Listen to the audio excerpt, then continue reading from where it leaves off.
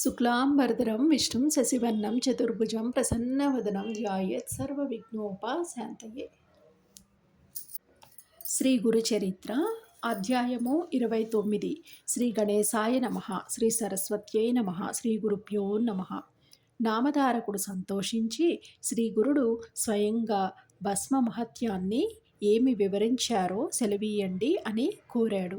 అప్పుడు సిద్ధయోగి ఇలా చెప్పారు. త్రివిక్రమ భారతి ఆ ప్రశ్న వేయగానే శ్రీ గురుడు సంతోషించి ఇలా వివరించారు.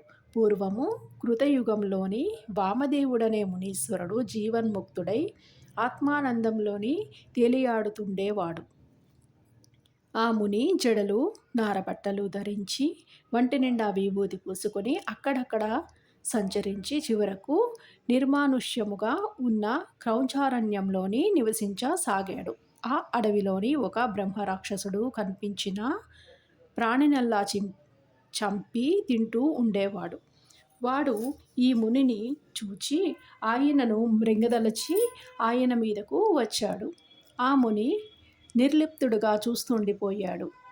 అతడు చంపడానికై ఆయనను తాకగానే ఆయన శరీరం మీద భస్మం అతనికి అంటుకున్నది. వెంటనే ఆ రాక్షసునికి పూర్వజన్మ స్మృతి కలిగింది. ఈ ప్రపంచంలోని ఏదైనా లభిస్తుందేమో కానీ సత్పురుషుల దర్శనము లభించడము ఎంతో కష్టము.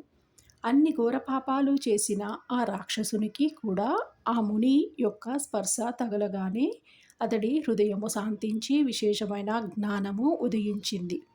అతడు ఆ మునిశ్రేష్ఠుని పాదాలపై పడి, గురోత్తమ, నీవు సాక్షాత్తు భగవంతుడవి. మీ కటాక్షము వలన నా పాపాలన్నీ తొలగిపోయాయి. నా పాపపు తలంపులన్నీను ఆగిపోయాయి. నన్ను రక్షించు అని వేడుకున్నాడు. అప్పుడు వామదేవ మహర్షి, నీవెవరవు? నీవి అడవిలోని ఎందుకు ఉన్నావు అని అడిగాడు. ఆ రాక్షసుడు నమస్కరించి ఇలా చెప్పాడు. స్వామి, మీ దయ వలన నాకు పూర్వజన్మలనియును గుర్తొచ్చాయి. నాకు 25 జన్మల క్రిందట ఉత్తమమైన జన్మ లభించింది. అప్పుడు నేను దుర్జయుడు అను పేరు గల యువరాజును. అప్పుడు నేనెన్నో పాపాలు చేసి ప్రజలకు ఎన్నో బాధలను కలిగించాను.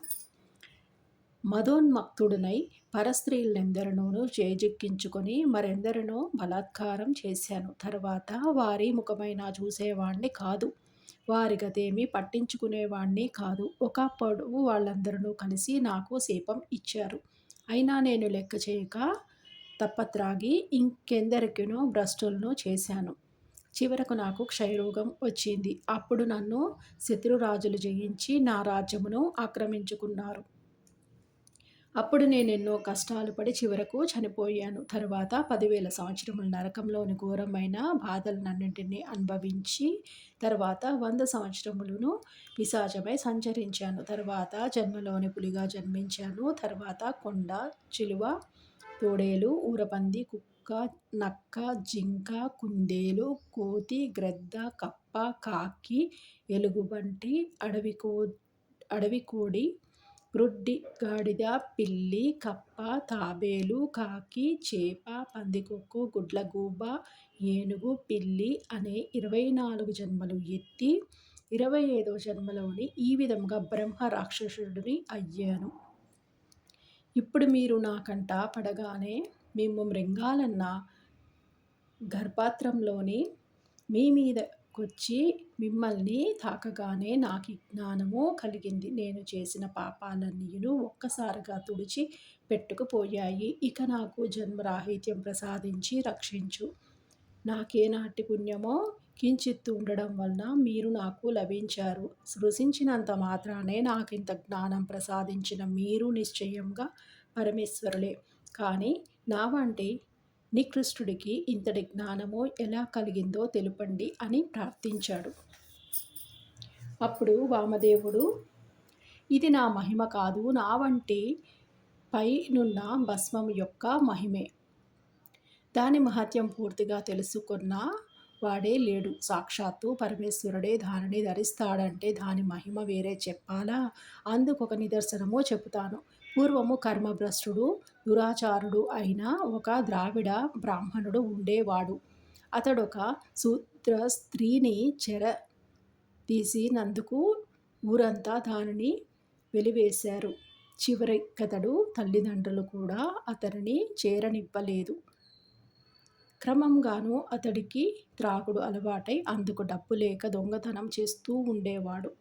ఒకనాడతడు తప్పత్రాగి ఆ శూద్ర స్త్రీ వద్దకు వెళ్ళగానే అక్కడ వేరొక ప్రియుడెదురై అతడిని చితకబాది ఊరి బయట ఒక గోతిలోని పారవేశాడు. అతడు కొన ఊపిరితోనూ పడి ఉండగా చూచి శవమనుకొని ప్రక్కనే బూడిదలోని పడుకొని ఉన్న ఒక కుక్క పీక్కు తింటానికి వచ్చి అతడిని నఖశిఖ పర్యంతము వాసన చూసింది. అప్పుడు దాని వంటిమీదనున్న బూడిద కొంచెము అతడి తలపైన పడింది. కొద్దిసేపట్లోనే అతనికి అవసాన దశ రాగానే యమదూతలు వచ్చారు. ఇంతలోనే ఎక్కడ నుంచి వచ్చారో కానీ శివదూతలొచ్చి వాళ్ళను తరిమివేశారు. అప్పుడు యమధర్మరాజు అక్కడకు వచ్చి వారిని కారణం అడిగాడు. అప్పుడు శివకింకరులు ఆ శవంపైనున్న విభూతి చూపి విభూతి పూసుకున్న వారందరినీ కైలాసానికి తీసుకొని రమ్మని ఆ పరమశివుడు ఆదేశించాడు. భస్మం ధరించిన వారి పాపాలన్నీ నశిస్తాయి అని చెప్పారు.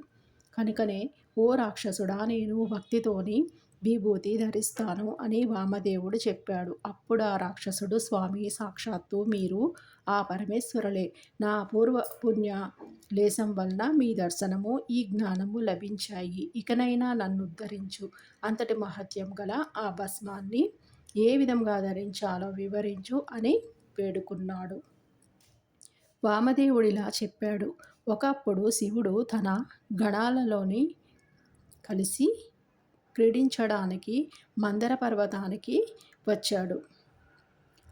అచ్చటికి ఇంద్రాది దేవతలు, గంధర్వులు, యక్షులు, కింపురుషులు, సిద్ధులు, సాత్యులు, వశిష్ఠ, నారదాది ఋషులు, బృహస్పతి మొదలైన వారందరూ చేరారు. అప్పుడు వారి మధ్య సింహాసనం మీద శివుడు కూర్చున్నాడు. కర్పూర కాంతి గల దేహంతోని జడలు, నాగాభరణములు, చంద్రవంక, సకల ఆయుధాలు ధరించిన ఆయన ఎర్రని వస్త్రాలు ధరించి ఉన్నాడు. అప్పుడా సభలో నుంచి సనత్కుమారుడు లేచి నమస్కరించి, స్వామి, లోకుల పాపాలు తొలగించి వారికి సులభంగా ముక్తినివ్వగల ఉపాయమేదైనా చెప్పవలసింది అని ప్రార్థించాడు. అప్పుడు ఆ పరమశివుడు ఇలా బోధించాడు. సులభంగా 4 పురుషార్థాలను ప్రసాదించగలది భస్మంతోని త్రిపుండ్రాలు ధరించడము. భస్మము కోసమనియు సంకల్పించి గోమయము, ఆవు పేడ సేకరించి దానితోని హోమం చేయాలి. అలా చేయగా వచ్చిన భస్మాన్ని సద్యోజాతము అనే మంత్రంతోని చేతిలోకి తీసుకొని అగ్నిరీత్య అనే మంత్రంతోని అభిమంత్రించి మాససోక్త అనే మంత్రము చదువుతూ దానిని బ్రొటన వ్రేలితోని నలిపి త్రయంబకము అని చెబుతూ శిరస్సున ధరించాలి. తరువాత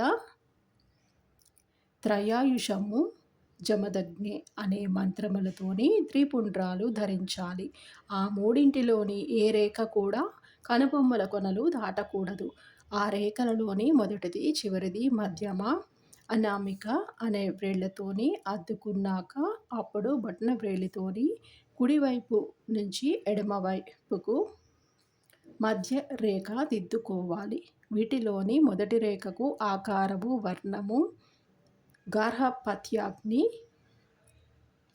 భూతత్వము, రజోగుణము, ఋగ్వేదము, క్రీడాశక్తి, ప్రాతః సదనము, బ్రహ్మదేవత.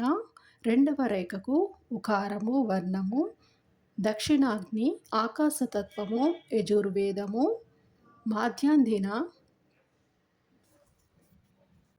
సవనములకు సంకేతము, ఇచ్ఛాశక్తి, విష్ణుదేవతలకు చిహ్నము. మూడవ రేఖకు మకారము, ఆహవనీయాగ్ని, సత్వగుణము, జ్ఞానశక్తి. తృతీయ సవనము శివునికి సంకేతము. ఇలా భావించి త్రిపుండ్రము ధరించాలి. ఈ రీతిన భస్మము ధరించిన ముముక్షువులకు ముక్తి లభిస్తుంది. మిగిలిన వారికి వారు కోరిన పురుషార్థాలు లభిస్తాయి. కనుక 4 మాలకును చెందిన వారు భస్మము ధరించాలి. దాని వలన పాపాలు నశించి పుణ్యము చేకూరుతుంది. ఈ విధముగా తెలియకపోయినా సంపూర్ణమైన విశ్వాసంతోని భస్మము ధరించినా చాలు, పాపాలన్నీయును నశిస్తాయి. భూమిపైనున్న తీర్థాలన్నింటిలోనూ స్నానం చేసినంతటి పుణ్యము, మంత్రాలన్నీ అనుష్ఠానం చేసిన ఫలితము లభించడమే కాక ఇతరులకు కూడా ఉత్తమ గతి లభిస్తుంది. వ్యాధి భయము తొలగి దీర్ఘాయువు, ఐశ్వర్యము, జ్ఞానము లభిస్తాయి అని శివుడు చెప్పాడు. కనుక ఓ రాక్షసుడా, ఈ భస్మం వల్లనే నీకిట్టి జ్ఞానము కలిగింది అని చెప్పి కొంచెం భస్మము మంత్రించి వామదేవ మహర్షి ఆ రాక్షసునికి ప్రసాదించాడు. దానిని ధరించి ఆ రాక్షసుడు ముక్తుడై మహర్షికి ప్రదక్షిణము నమస్కారము చేసి స్వర్గానికి వెళ్ళిపోయాడు. వామదేవుడు త్రిమూర్తావతారము జీవులనుద్ధరించడానికి మానవాకృతిలోని భూమిపై సంచరిస్తూ ఉండేవాడు. ఈ భస్మ మహిమ గురించి సౌనకాది ఋషులకు సూత మహాముని కూడా చెప్పాడు.